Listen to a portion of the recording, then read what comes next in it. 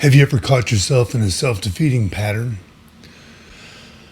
Have you ever watched yourself repeat it over and over and over again? After noticing that, did you find yourself imagining one solution, one fantasy, one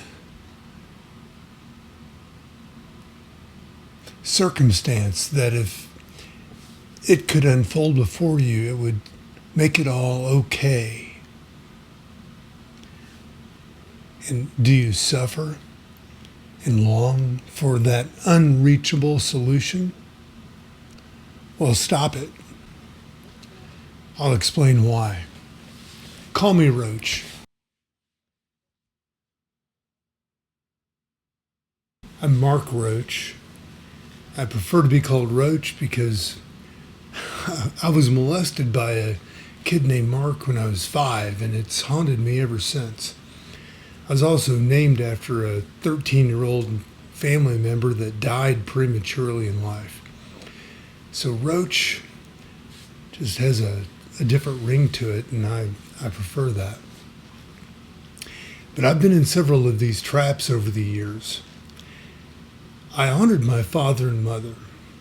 That's one of the 10 Commandments, right? They wanted me to develop public speaking abilities and be free to express myself without fear. The challenge was I didn't always know what I wanted to say or what I wanted. It's taken me a long time to square out some things in my life.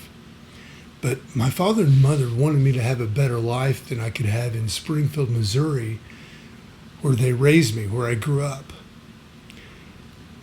Mostly because of the terrible politics and crime around the small town that I grew up in. And my father especially felt like out in the world I'd have a better chance being a smart, aspiring guy with some talents and abilities. I didn't really want to be a petroleum engineer, and I found the greedy, good old boy culture rather repulsive. I also deeply abhorred the exploitation of nature, not in every operation in the oil business, but in a few that I countered along the way, and I won't go into the details on that here on YouTube. And, in my exit from Springfield, I also found myself misaligned with a partner in life who was very ambitious, like my parents, to get out of the small town limitations. So I made an impossible, something of a riddle for myself to escape, a prison. And I suppressed all my emotions, which I was good at. I'd learned after being molested and having my life threatened at 5 years of age how to suppress all that rage and feelings, and that there was no one that would really understand around me what I was going through. So I just kept all that to myself. But I did hope and pray for one day to be free of that. And it took over 30 years for me to really begin to feel free from that circumstance, to really escape from the confines of Springfield that were planted deep in my psyche years ago. And it wasn't Springfield, and it wasn't the people around me. But people take things personally. And people that I know and love and have these old, long-standing relationships with back in Springfield could take offense at what I'm saying, but I don't mean Springfield literally. I'm saying those components around Springfield, the vibes that I was exposed to, which were organized crime, injustice, and the primal nature of man that scared the daylights out of my parents and shattered me as a kid.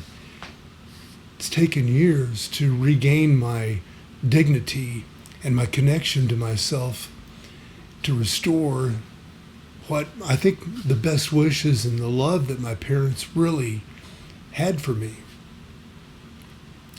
So it was, I found many of those aspects that I carried out of Springfield in other communities all over the world. I mean, I've been all over the world, and I can say I can see them here in Austin. I can go back to Houston, to Dallas, places I've lived, and also places I've spent a lot of time in my life. Raleigh, Boston, Los Angeles, Chicago, Midland, Oklahoma City, New Orleans. I could even go to other places in the world like Caracas, Paris, Manila, London, Muscat, Oman, Karachi, Pakistan, places in Malaysia and Indonesia. I mean,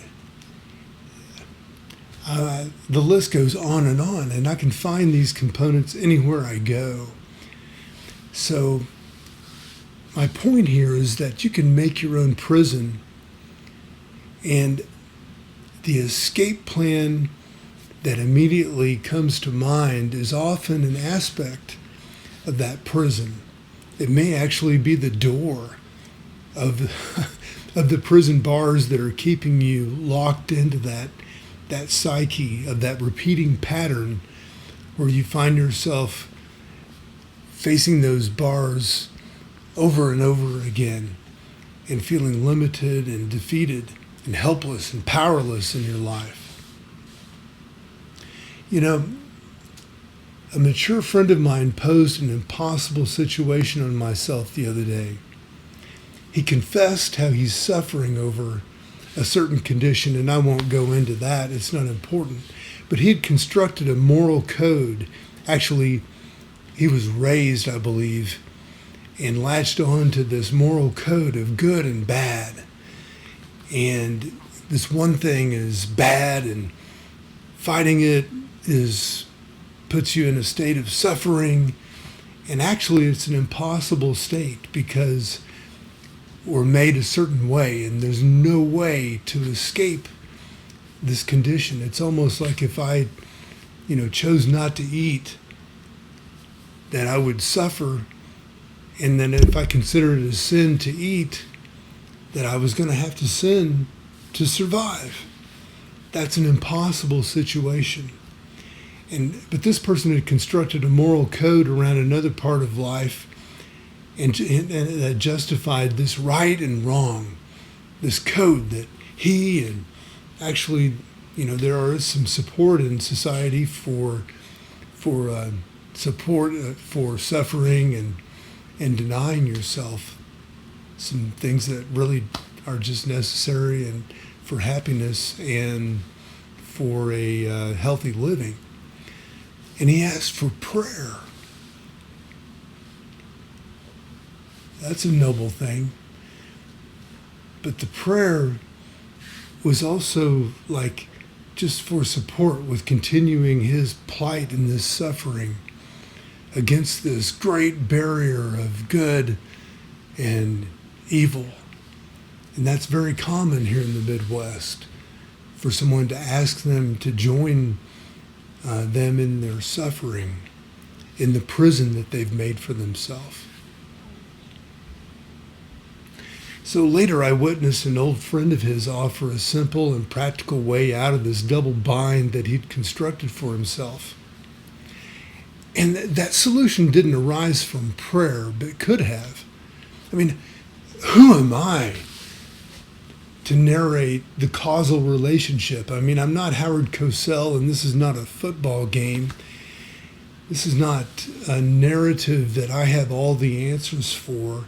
I didn't see everything that might have led up to this situation for him to make this request, or everything that was beyond this response that another friend of his had immediately. That made a lot of sense.